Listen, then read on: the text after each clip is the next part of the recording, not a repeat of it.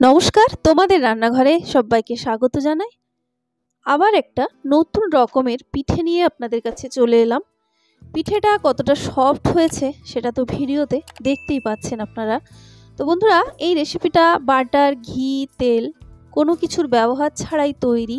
অথচ এই পিঠেটা খেলে আপনার কিন্তু অনেক ঝামেলা করে বাড়িতে আর কেক তৈরি করতে ইচ্ছে করবে না, বরং মনে হবে 10 মিনিটে এই রেসিপিটাই তৈরি করি। বিশেষ করে বাড়ির বাচ্চারা কিন্তু খুবই পছন্দ করবে এরকম একটা রেসিপি। পিঠেটা যদি বেশ মিষ্টি মিষ্টি করে তৈরি করে দেন তাহলে কিন্তু বাচ্চারা আর কেক খেতেই চাইবে না। তো চলুন শুরু করি। এর জন্য আমি একটা 250 ml কাপের 4 ভাগের 3 ভাগ চালের গুঁড়ো নিয়ে নিলাম। মানে আপনি পরিমাণটা নিজের ইচ্ছে মতো বাড়াবেন কমাবেন। শুকনো চালের গুঁড়ো যাতে রেসিপিতে একটা ভেজা ভাব থাকে তার জন্য 2 থেকে 3 চা চামচ সুজি অ্যাড করে দিতে হবে। এবার দিচ্ছি গরম জল, হালকা গরম বলবো না, হালকার থেকে একটু বেশি গরম জল এখানে দিয়ে দিচ্ছি হাফ কাপ। 3-এর 4 কাপ চালের গুঁড়ো, 2 থেকে 3 চা চামচ সুজি আর হাফ কাপ এখানে জল দিলাম গরম জল। নুন দিলাম 1 চা চামচের 5 থেকে 6 ভাগের 1 ভাগ। আর দিচ্ছি গুঁড়ো দুধ পুরো 2 চা চামচ ভর্তি করে, আপনি চাইলে আরও একটু বাড়াতে পারেন। আর এর মধ্যে এবার এখন অ্যাড করব আমি চিনি। তো বন্ধুরা, এই পিঠেটা আমি খেজুর গুড়ের সঙ্গে সার্ভ করব, তাই এখানে আমি চিনি দিচ্ছি 2 চা চামচ। আপনি যদি শুধু কেকের মতো শুধুমাত্র গুড় ছাড়াই এটা বা মিষ্টি জিনিস ছাড়াই খেতে চান তাহলে প্রায় 4 থেকে 5 চা চামচ এখানে চিনি অ্যাড করে দেবেন।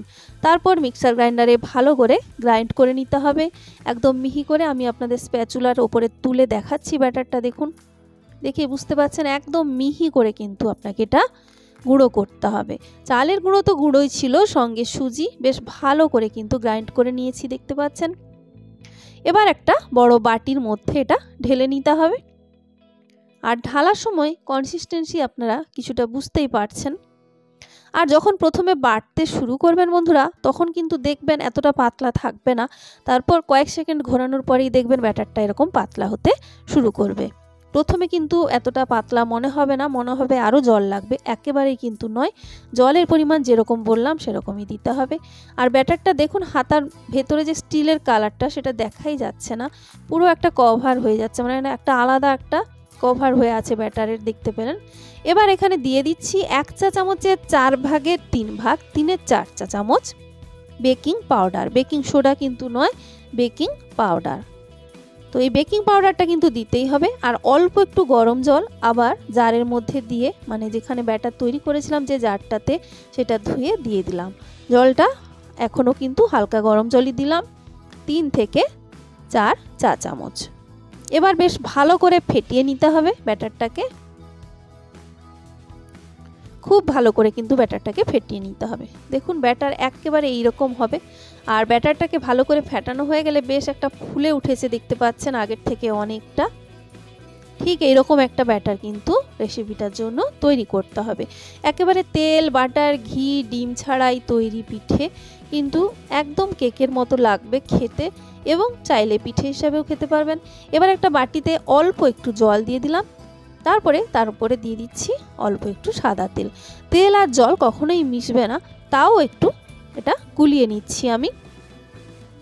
এই রেসিপি তৈরি করতে আমি বলেছি তেল লাগবে না বন্ধুরা, তো এইটুকু তেল কিন্তু ব্রাশ করার জন্য আমি এখানে ব্যবহার করলাম।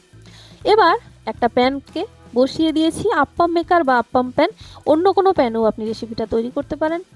এবারে ওই তেল আর জল যে গুলে রেখেছিলাম সেটাকে ভালো করে ব্রাশ করে দিতে হবে। আর প্যান কতটা গরম হয়েছে ধোঁয়া ওঠা দেখেই বুঝতে পারছেন। এখন কিন্তু ফ্লেমটাকে একেবারে কমিয়ে দিতে হবে। আর অতিরিক্ত গরম হয়ে গেলে আপনাকে ব্যাটার দেওয়ার আগে গ্যাসটা বন্ধ করে দিতে হবে। তারপরে ব্যাটারটাকে আরও একবার ভালো করে ফেটিয়ে দিয়ে দিতে হবে। আর মোল্ডের সাইজ অনুযায়ী, মানে আপ্পাম মেকারের যে মোল্ডগুলো আছে দেখতে পাচ্ছেন, সেগুলো সাইজ অনুযায়ী ব্যাটার দেবেন। একটু ফুলবে, কাজেই মানে একেবারে ভর্তি করে কিন্তু ব্যাটারটা না দেওয়াই ভালো। তো সবগুলোই আমি একই রকম করে ব্যাটার দিয়ে দিচ্ছি। যদি গ্যাস বন্ধ করে দেন তাহলে গ্যাসটা জেলে ফ্লেমটা লো করে দেবেন, আর যদি কমানো থাকে তাহলে কমানোই আছে।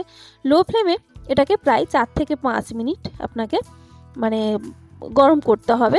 তো এখানে যেটা বলার, পুরোটা তাপ যেহেতু সমান করে লাগে না, মাঝখানটা বেশি লাগে, সেই জন্য একটু প্যানটাকে এদিক ওদিক করে ঘুরিয়ে ঘুরিয়ে যাতে সব দিকটা সমান করে মানে তৈরি হয়, সেই জন্য পুরোটা ঘুরিয়ে ঘুরিয়ে তাপটা লাগিয়ে নিতে হবে। তো মোটামুটি 4 থেকে 5 মিনিট হয়ে গেলে ঢাকা খুলে দিচ্ছি। ঢাকা খুলে আমি এবার আপনাদের দেখাচ্ছি যে পিঠেগুলো কীরকম তৈরি হয়েছে আর কতটা সহজে প্যান থেকে উঠে আসছে। দেখুন কত ইজিলি কিন্তু উল্টে গেল।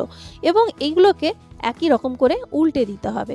উল্টে দেওয়ার পরে জাস্ট কয়েক সেকেন্ড গ্যাসটা জেলে রেখে গ্যাসটাকে বন্ধ করে দেবেন। তারপর এই বন্ধ অবস্থাতেই মিনিট খানেক আপনি আবার এটাকে ঢাকা দিয়ে রেখে দেবেন। তাহলে প্রথমে উল্টানোর পরে জাস্ট কয়েক সেকেন্ড জেলে রাখবেন, তারপরে গ্যাসটা বন্ধ করে মিনিট খানেক ঢাকা দিয়ে আমি রেখে দিচ্ছি। ঠিক মিনিট খানেক পরে গ্যাস কিন্তু বন্ধ রয়েছে। এখন উল্টে আমি আপনাদের দেখাচ্ছি। দেখুন উল্টো দিকটা ঠিক এইরকম দেখতে হবে।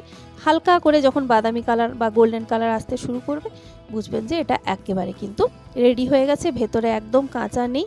আর কতটা সফট সেটা তো ভিডিওর শুরুতেই আপনারা দেখেছেন। একইভাবে বাকিগুলো তৈরি করতে হবে।